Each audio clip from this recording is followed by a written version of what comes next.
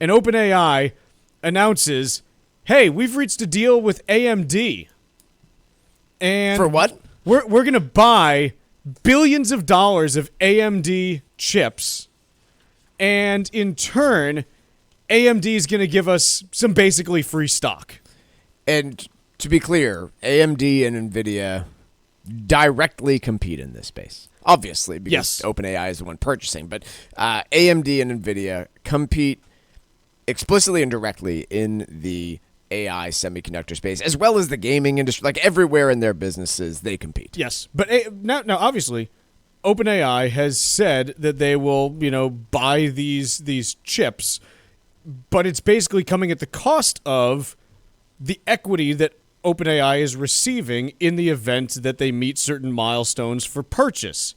So once again, this is now, we're not even funding the purchase with real dollars. We're giving you future equity maybe in order to buy these chips. Because here's the thing. AMD, unlike Nvidia, doesn't just have money floating around like this to do this. So they have to get creative and say, well, we can give you 160 million AMD shares if you meet these milestones. Yeah.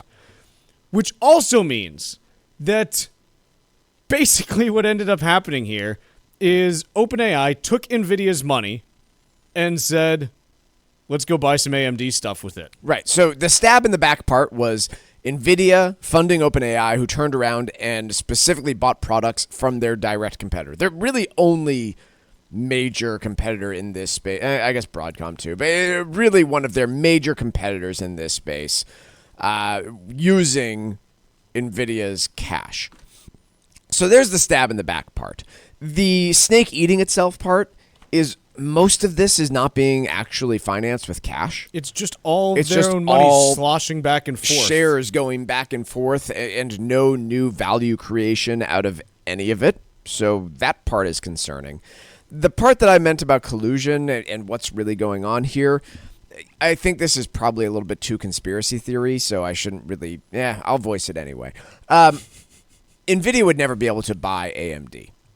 No. No way. They would get blocked. That would be too much of a monopoly concern. I don't know. Google's done all kinds of stuff, and all they got was, hey, don't do it again. True.